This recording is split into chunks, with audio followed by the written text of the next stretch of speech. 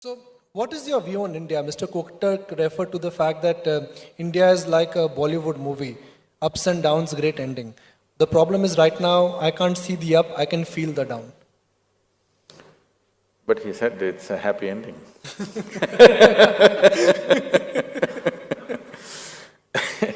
End is long, an end could be painful, an end could come after interval.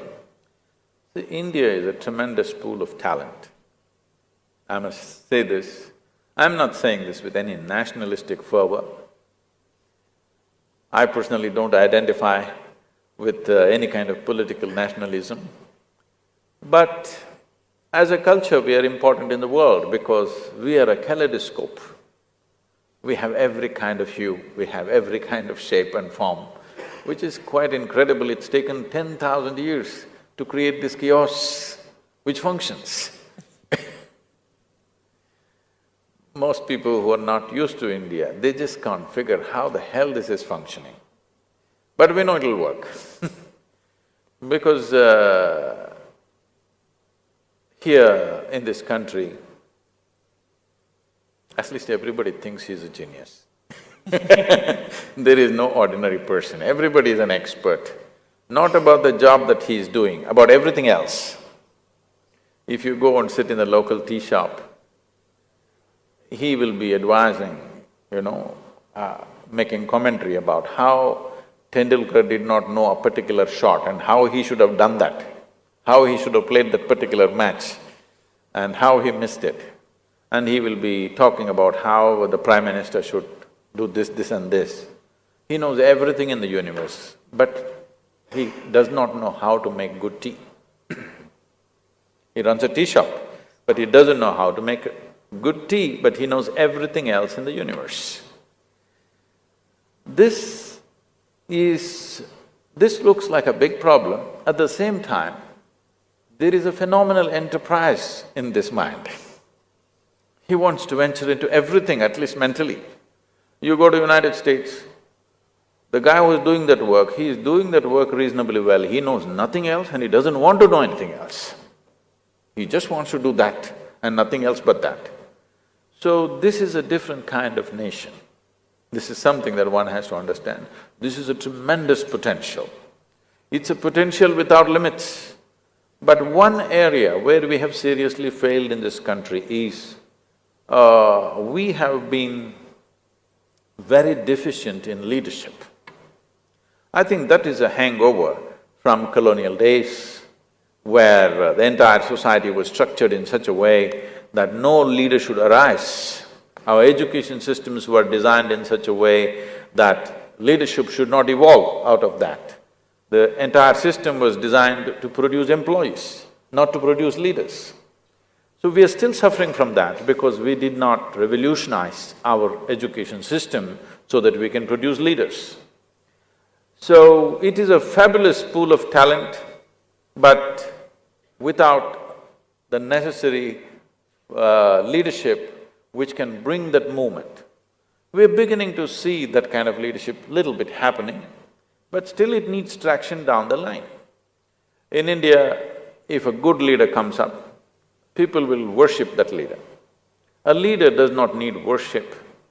A leader needs traction down the line. He needs many layers of leadership who will be capable of implementing or executing the vision or the direction in which he wants to take a certain situation, whether it's business or the nation.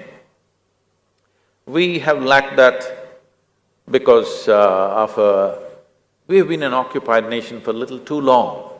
So always we don't want to confront problems because in an occupied nation, if you see a problem, avoid it and go home. That's been our attitude for a long time. Leadership means you have to seek out problems where they are. Before they come, you want to confront them. Before they take birth, you want to fix them.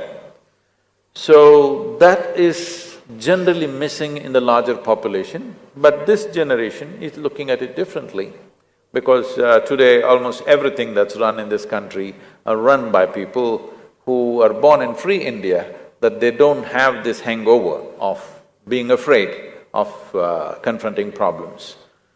But the hangover is still there, not everybody is free from that. We have to get the youth out of this. This generation has to really make an effort to come out of it.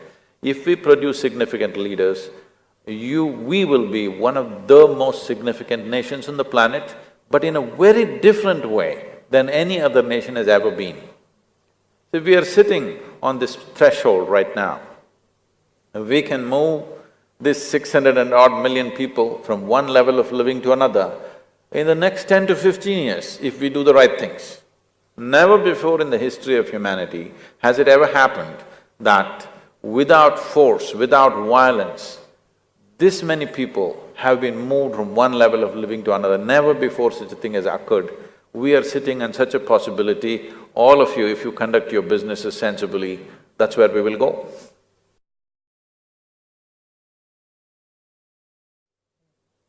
But is the definition of leadership changing? I mean, we've had military leaders, we've had elected leaders, now business leaders. Broadly, the whole approach and leadership is changing now, not only in India but around the world. Yes, this is a changing situation that's… an evolving situation that's happening internationally.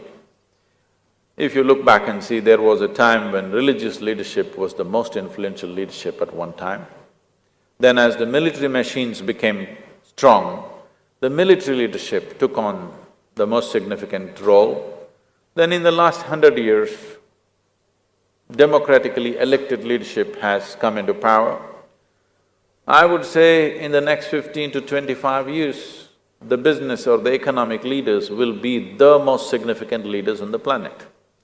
But there is an issue with this, there is plus and minus to this. You like to normally hear pluses first or minuses first?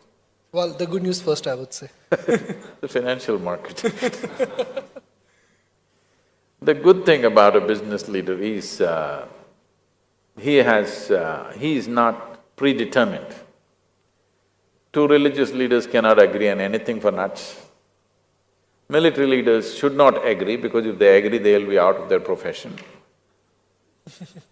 Democratic leaders cannot agree for a variety of reasons. Even if they agree in private, in public they cannot agree. But a business leader is willing to make the deal with anybody if the deal is good. He is willing to deal with the devil if the deal is good. Or in other words, he is looking at life far more pragmatically than any other leadership in the past. But the problem is, he's got an albatross around his neck. That is, people see a business leader as self-centered. It's all about himself. He's trying to fulfill his personal ambition. He has no larger vision.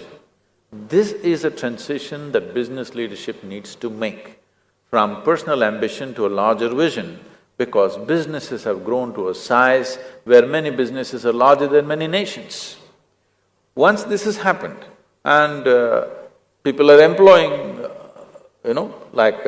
hundreds of thousands of people, when such a thing is happening, it is important that business leadership moves from personal ambition to larger vision, that they must show that they're here to make a difference. This does not mean you don't make money, because the success of a nation is no more determined by the success of its military or its politics, but by the success of its businesses.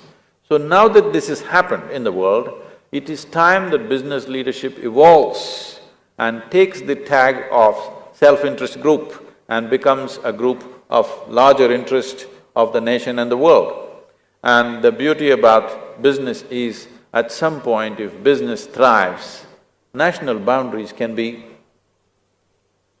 largely obliterated. The need… See, if you have… once it happens like this, that people have invested around the world, you wouldn't want to bomb any part of the world because you have interests all over the place. So, in many ways, it could be a way of paving for a more peaceful existence on the planet, because business leadership is not interested in destroying, it's always interested in exploiting. And exploitation may not be a good thing by itself, but this exploitation has to transform itself into really making a difference, because it makes a difference anyway. If the economy thrives because of successful businesses. Anyway, it makes a difference. It is just the image of the business leader has to be changed. This is very, very important. People have to trust a business leader. Right now, that is still not there. People think, oh, they're going to make money for themselves. This has to change. A larger population needs to understand the success of the businesses in the country are good for them. This has to be communicated properly. Is that one of the reasons why Indians traditionally have invested in gold? They've always invested in property. I mean, we can claim the kind of entrepreneurs and business leaders we have, but somehow if I look at the average Indian, we don't back the enterprise here. You are living in Mumbai and you were talking about financial instruments and all this, but I want you to understand at least 80% of Indians don't know a thing about these things, really, including myself. They don't know a thing about these things. So, they don't want to put their money anywhere else. They want to put money into something that will be under their control, and you can't blame them for that.